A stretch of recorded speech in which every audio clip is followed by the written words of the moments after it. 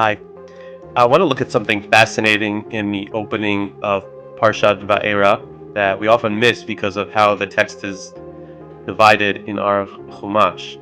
And I want to paint the picture for you. So at the end of Parshat Shemot, Moshe and Aaron go to Paro, and things go wrong, and the workload of the Jewish people became dramatically increased. And now at the beginning of Va'era, Hashem tells Moshe to speak to the Jews again with words of hope and comfort and redemption. So Moshe does, and he delivers the message. And what happens? It says that they didn't listen to Moshe because of shortness of breath and hard labor. That the people were too exhausted, too broken by their situation to even hear the words of redemption. And Moshe's response was that the children of Israel haven't listened to me, so how will Pharaoh listen to me? And I have uncircumcised lips.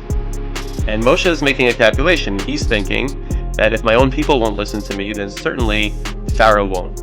And by the way, I also have this speech impediment, which, depending on how you understand that situation.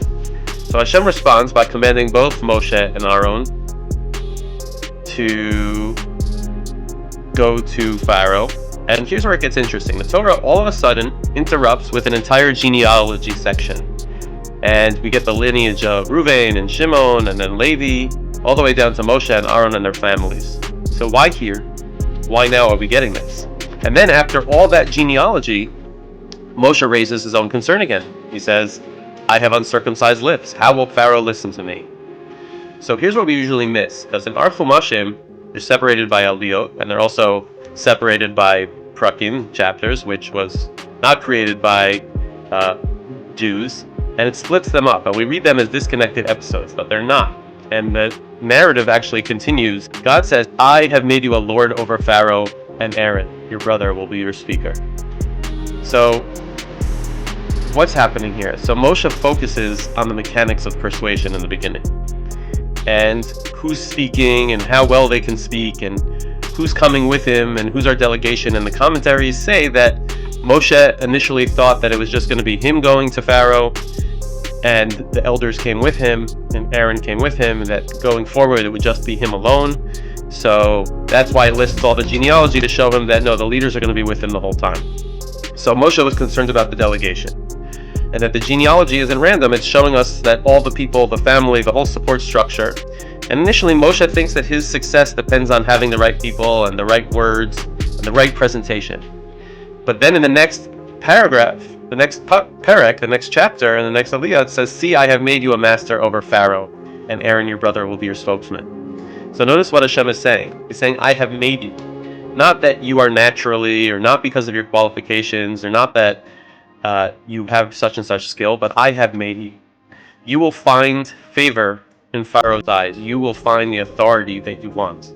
And it doesn't come from your eloquence. It doesn't come from who's with you and your entourage or your credentials. It comes from me. And that was a progression of Moshe's understanding. That was the lesson that he learned. And that was the lesson that really the Jewish people learned throughout this whole process.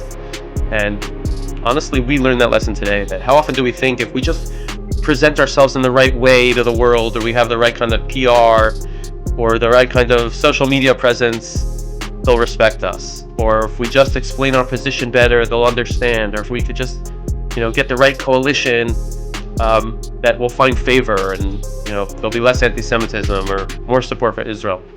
And we act as if favor is earned through human means, through our efforts and through our persuasion, through political maneuvering, through carefully crafted messages. But the Torah is teaching us something very different, that when Hashem wants Paro to let the people go, he wants Paro to experience Moshe as a force to be reckoned with. And Hashem creates that reality. He said, I have made you a master over Pharaoh. And this doesn't mean that we shouldn't make an effort. Moshe still had to go, Aaron still had to speak, the elders still had to go with him, but the outcome of who finds favor, who is respected, and who is feared, that's in Hashem's hands entirely. And the people didn't entirely originally listen to Moshe because his message, not because his message was wrong, because Hashem yet hadn't opened their hearts, and they were kotzer ruach, shortness of spirit. And when the time came for them to listen, they listened. And Pharaoh would eventually let them go, not because Moshe became a better negotiator, but because Hashem hardened and softened his heart according to Hashem's plan. And today we're living through times when we desperately want the world to see us favorably, to understand us, to support us. And we should absolutely make our case and speak the truth and act with integrity, but we can't forget this fundamental principle that Hashem determines who finds favor in whose eyes. And our security doesn't rest on perfect public relations. Our future doesn't depend on winning over international opinion.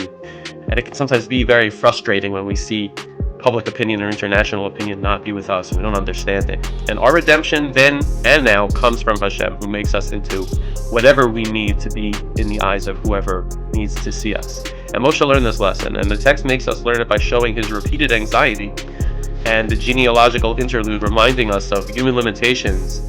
And it makes us, reminds us that we think about who's with us and who's on our team. But Hashem, in the beginning of the next parak, and the next aliyah, says, I have made you.